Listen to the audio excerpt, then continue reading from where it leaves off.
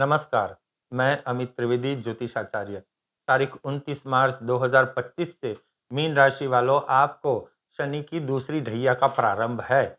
और यहाँ इस समय मैं आपको डराने के लिए नहीं आया हूँ, किंतु आपके साथ क्या संभावनाएं उत्पन्न हो सकती है इसके अनुसंधान में मैं आपको जानकारी दूंगा। और साथ ही जो संघर्ष आने वाला है, जहाँ ये परिस्थिति उत्पन्न हो सकती है, उस संघर्ष को आप कैसे निरस्त कर सकते हो और जो अच्छी परिस्थिति है उसका लाभ कैसे अधिक से अधिक उठा सकते हो, इसके अनुसंधान में मैं यहाँ आपको जानकारी दूंगा।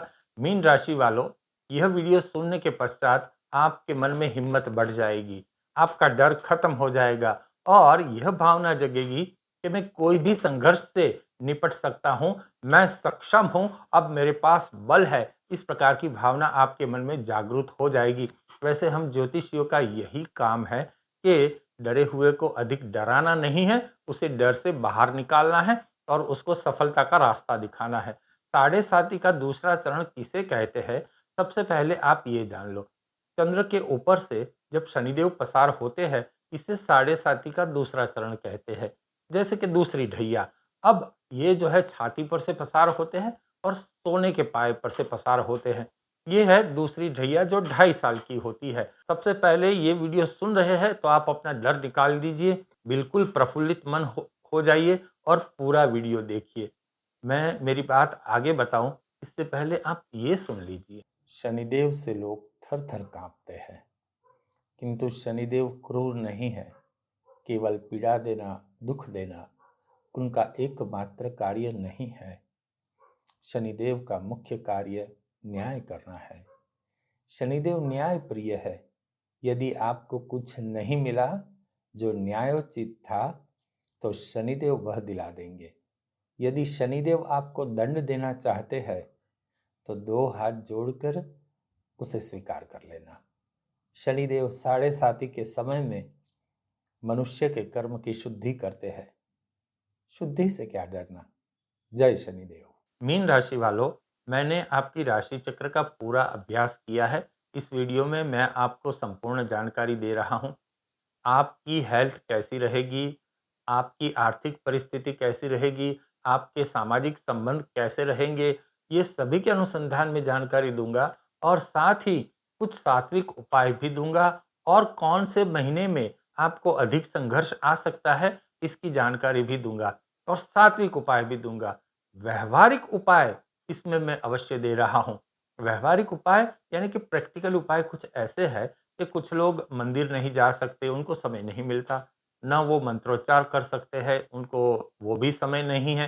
तो उनके लिए क्या उपाय है? तो उनके लिए कुछ व्यवहारु उपाय है जिससे करने से उनको भी बहुत हद तक लाभ हो सकता है। तो ये पूरा वीडियो आप देखिए। मैं मेरी बात आगे रखूँ इस पूर्व आपसे यहाँ अनुरोध करना चाहूँगा कि कृपया इस चैनल को आप सब्सक्राइब कर लीजिए। सब्सक्राइब करने के बाद आप अवश्य कमेंट बॉक्स में शनिदेव का जयकारा लिख दीजिए या हनुमान जी का जयकारा लिख दीजिए या आपको जिस भगवान में श्रद्धा है उनका जयकारा लिख दीजिए। और इस वीडियो को शेयर अवश्य कीजिए, क्योंकि बहुत से लोगों का लाभ हो सकता है और उसके माध्यम आप बनेंगे। चलिए आगे बात करते हैं मीन राशि वालों। आपकी हेल्थ के साथ, आपके आरोग्य के साथ क्या क्या संभावनाएं उत्पन्न हो सकती है। मैं यहाँ ग्रहों की कोई अधिक टेक्निकल बातें दर्शाना नहीं चाहता, क्योंकि आप बोर हो जाएंगे। अब शनि यहाँ है, राहु यहाँ है, अब सूर्य यहाँ की युति बनाएगा, फिर मंगल यहाँ से राशि परिवर्तन करेगा, यह ग्रह वक्री है, ये अस्त का हो जाएगा। इस प्रकार की बातें करूंगा तो आप बोर हो जाएंगे, समय भी आपका नष्ट होगा। मैं सीधा पॉइंट पे बात करूंगा। अब आपके साथ क्या संभावना आरोग्य के संदर्भ में हो सकती है, जानिए। कोई भी गंभीर शारीरिक समस्या मुझे नहीं दिखाई देती। मुझे ऐसा नहीं लगता कि आपको 15-20 दिन तक आपको हॉस्पिटल में एडमिट होना पड़े। ऐसी संभावना मुझे ना के बराबर दिखती है। फिर भी आप बहुत अस्वस्थ रहेंगे और आपकी स्थिति जो है, मन की स्थिति बहुत नाजुक रहेगी। आपको शरीर से अधिक मन सताएगा और मन जो सताएगा इसी से आपका शरीर बिगड़ सकता है। तो यहाँ आपको सावधानी रखनी है। पुरानी समस्या सर उठा सकती है, तो यहाँ भी आप बिल्कुल संयम से और बिल्कुल सावधानी से आगे बढ़िए। आपको शारीरिक इलाज से अधिक मानसिक इलाज यानी कि मन को प्रफुल्लित रखने की आवश्यकता है। सब कुछ ठीक हो जाएगा, इसके अनुसंधान में आप सोचिए, एक तकलीफ शांत हुई नहीं कि दूसरी तकलीफ आपके जीवन में सर उठाएगी, ऐसी परिस्थिति बन सकती है। किंतु ये जो परिस्थिति है उससे आप निपट सकते हैं। जिस किसी का आप साथ लेने जाओगे, इसका साथ आपको नहीं मिलेगा तो आप और खिन्न हो जाओगे और इसी प्रभाव को आप झेल नहीं सकोगे और आपकी शारीरिक पीड़ा उत्पन्न हो जाएगी। तो आपको थोड़ा व्यावहारिक उपाय मैं आपको देता हूँ, यह करना पड़ेगा। मन से गुस्सा आपको बहुत आएगा और आगे मैं आपकी आर्थिक परिस्थिति, आपके सामाजिक संबंध में भी बात कर रहा हूँ। किंतु आरोग्य ठीक रखने के लिए क्या व्यावहारिक उपाय करने हैं, ये समझ लीजिए। यदि आप हेयर डाई करते हो, तो वो करना बंद कीजिए। ये एक व्यावहारिक उपाय है, जो आपको शनिदेव की प्रसन्नता देगी। किसी भी लोहे की फैक्ट्री में 50 साल के ऊपर के जो वर्कर हैं, उनको जो है आप कुछ भेंट किया कीजिए, नए वस्त्र दान में दीजिए। क्यों? लोहे की फैक्ट्री में ही लोहा जो है शनिदेव का कारक है और जो मेहनत मज़दूरी करते हैं, वो लोग भी शनिदेव के कारक हैं। अब शनिदेव के जो कारक है, उनको आप प्रसन्न रखोगे, तो शनिदेव की प्रसन्नता तो आपको यूँ ही मिल जाएगी। आपकी शारीरिक पीड़ा बहुत हद तक शनिदेव कम कर देंगे, क्योंकि शनि के जो प्रतिनिधित्व करते हैं, उनको आपने प्रसन्न किया, तो शनिदेव की प्रसन्नता तो आपको मिलेगी ही मिलेगी। आगे मैं कुछ सात्विक उपाय भी दे रहा हूँ और कौन से महीने में आपको अधिक सावधानी रखनी है, ये भी जानकारी दूँगा। किंतु यहाँ मैं आपको पुनः अनुरोध करूंगा कि यह चैनल सब्सक्राइब नहीं की है तो आप अवश्य अभी कर दीजिए। मीन राशि वालों, अब आर्थिक परिस्थिति में क्या संभावना उत्पन्न हो सकती है? शनि की जो दूसरी ढैया है, तो वह आपको क्या परिस्थिति का सामना करने के लिए मजबूर कर सकती है, ये भी ध्यान में रख दीजिए। मीन राशि वालों, शनिदेव की तीसरी और 10वीं दृष्टि आपकी जन्मपत्री में महत्व के स्थान के ऊपर पड़ती है और ये दोनों स्थान जो है आपको आर्थिक उपार्जन करने में बहुत ये महत्वपूर्ण है। अब यहीं पर शनिदेव की दृष्टि पड़ती है तो स्वाभाविक रूप से वहाँ संघर्ष आएगा। मैं 3 यहाँ जो है स्तर पे बात करूँगा। पहले, जो लोग जॉब करते हैं उनके लिए क्या संभावना उत्पन्न होगी? जो लोग बिज़नेस करते हैं उनके लिए क्या संभावना उत्पन्न होगी? और जो सेल्फ एम्प्लॉयड है उनके लिए क्या संभावना उत्पन्न होगी? ये जानिए। मीन राशि वालों, जो लोग जॉब करते हैं, इसके अनुसंधान में ऐसा है कि भाई आपका काम तो चलता रहेगा। जॉब जाएगी नहीं। हो सकता है आप स्वयं ही जॉब छोड़ दें। ऐसा हो सकता है आप जो काम करते हैं वो स्वयं ही आप बदल दें। तो ऐसा मत करना, आप जो काम करते हैं वो काम आप करते रहिए और आपको संयम रखना पड़ेगा। संयम इसलिए रखना पड़ेगा कि आप जो भी काम करने जाओगे वो उल्टा पड़ जाएगा। आपके जॉब में कुछ लोग आपके साथ काम करने वाले कर्मचारी आपके सामने सिर उठाएँगे और आपके बॉस का व्यवहार थोड़ा रूखा हो जाएगा।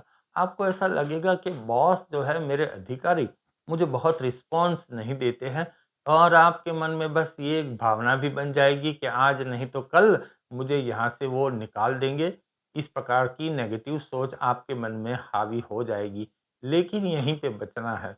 अगर आपने नेगेटिव सोच मन में बना ली, तो समझिए कि शनिदेव का दुष्प्रभाव आपके ऊपर अधिक बढ़ जाएगा। किसी भी नेगेटिव सोच से आप दूर रहिए।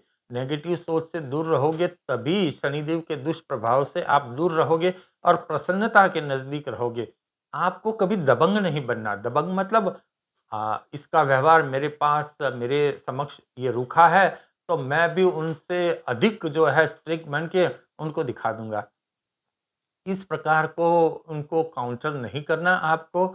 आपको बहुत संयम से और शांति से, धीरज से आपको काम करना है। इसी से आपकी जीत होगी। अगर आपने भी काउंटर किया, आपने भी गुस्सा किया, तो फिर हो चुका। तो फिर आपको अधिक भुगतना पड़ेगा। ये बात भी आप ध्यान में रखिए। आपको सहन शक्ति अधिक डेवलप करनी पड़ेगी। मैं यहाँ ये नहीं कह रहा कि अन्याय सहन कीजिए। अब शनिदेव तो है ही न्याय के देवता, तो अन्याय सहन करने की तो बात ही नहीं हो रही। कोई भी बात आप अपनी रखते हो तो बिल्कुल शांति से, धैर्य के साथ 1 बार, 2 बार, 3 बार बिना धक्के बिना रुके अपनी बात शांति से आप कहते रहो, आपको इसका फल प्राप्त होगा। मैं आगे एक व्यावहारिक उपाय भी आपको दे रहा हूँ।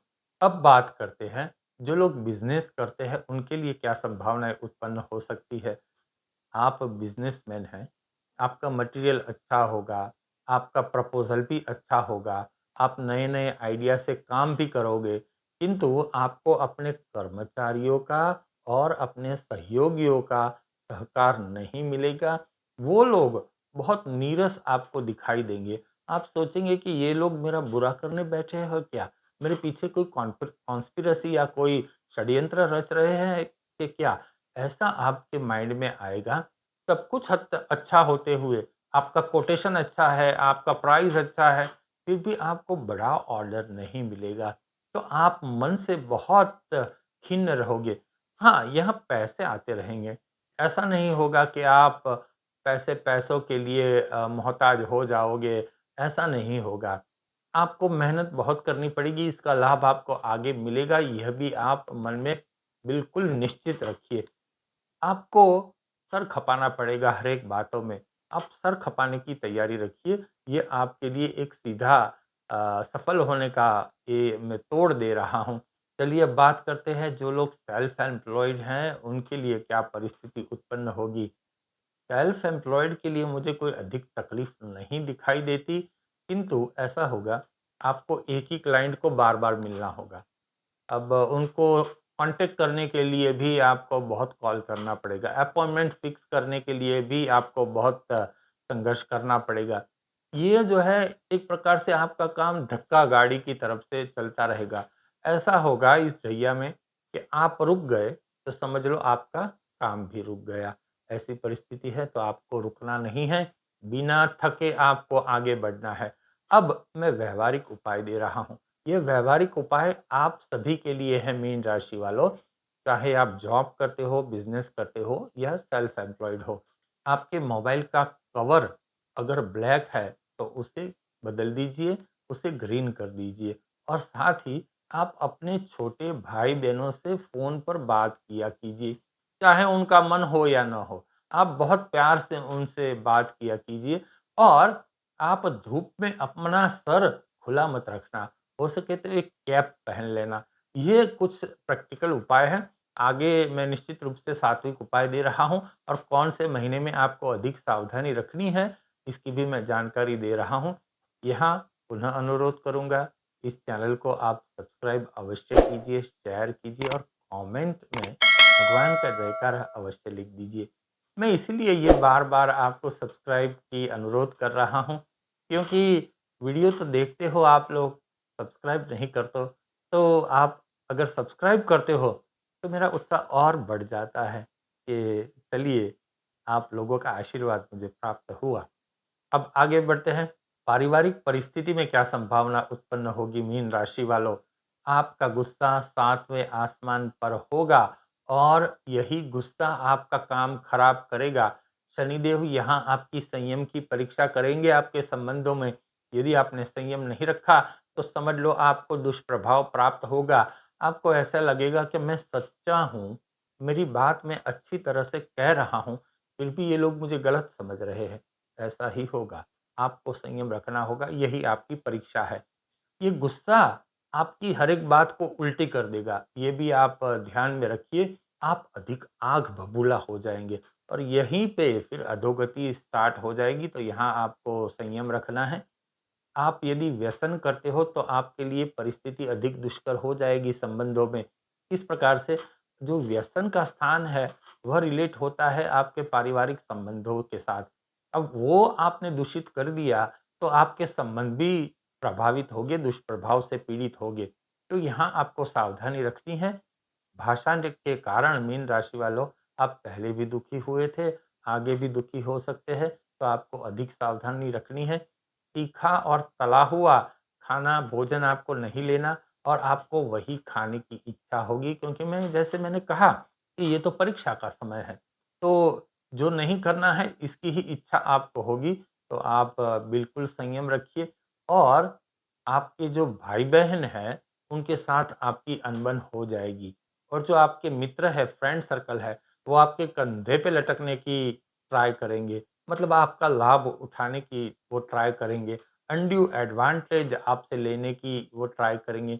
पिताजी से मतभेद अधिक हो सकते हैं, तो यहाँ आपको संयम रखना है, सावधानी भी रखनी है और किसी भी स्थिति में आपको अपने भाई-बहनों से नाता तोड़ना नहीं है, उनसे बात करते रहना है।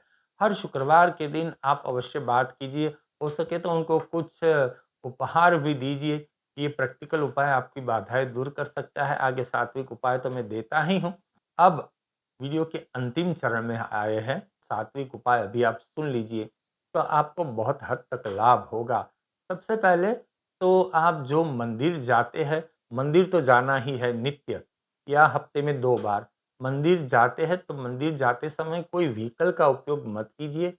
आपका हेल्थ आपको साथ देता है तो आपको चल के जाना है, पैदल जाना है मंदिर और सुबह हनुमान चालीसा ऊँचे स्वर से उनका गान कीजिए।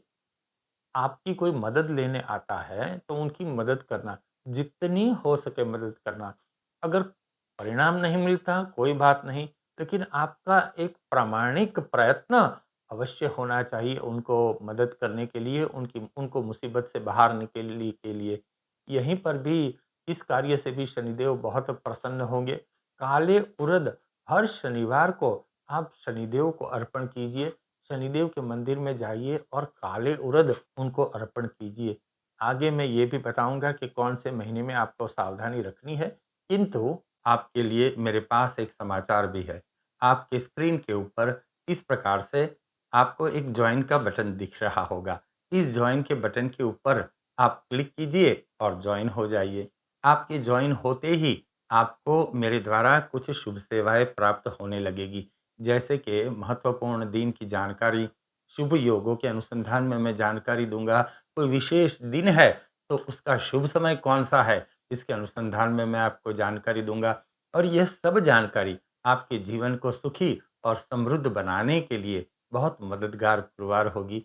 तो कृपया आप जॉइन हो जाइए और हम दोनों एक साथ जुड़ जाएँगे और जीवन के प्रति सुखी और संपन्न लक्ष्य हासिल करने में प्रयत्नशील रहेंगे। आपके जॉइन होते ही मैं आपको शनिदेव को कैसे अधिक प्रसन्न करना है, आपको जो कोई भी मुश्किल है, उनके कुछ सात्विक उपाय भी आपको दूँगा, तो अवश्य आप जॉइन हो जाइए। अब सुनिए कौन से महीने में आपको अधिक सावधान रहना है। वर्ष 2025 में जून, जुलाई और दिसंबर ये 3 महीने में अधिक सावधानी रखनी है। 2026 में फ़रवरी, मार्च और अप्रैल यह 3 महीने में आपको अधिक सावधानी रखनी है। कुल मिलाकर 6 महीने हो गए। ये अधिक सावधानी रखने का मतलब क्या है कि भई यहाँ पे जो है परिस्थिति बहुत फिर यहाँ उग्र हो सकती है। तो आपको पहले से यहाँ सावधानी रखनी है, अपने आप को सज्ज करना है, जो सात्विक उपाय, जो प्रैक्टिकल उपाय मैंने कहे हैं, वो आपको करने हैं, संयम रखना है, सावधानी से जीना है। चलिए, इस चैनल को सब्सक्राइब कर लीजिए और आप प्रसन्न रहिए। शनिदेव की कृपा आपके ऊपर बनी रहे, हनुमान जी की कृपा आपके ऊपर बनी रहे और आप सुखी जीवन व्यतीत करें। नमस्कार।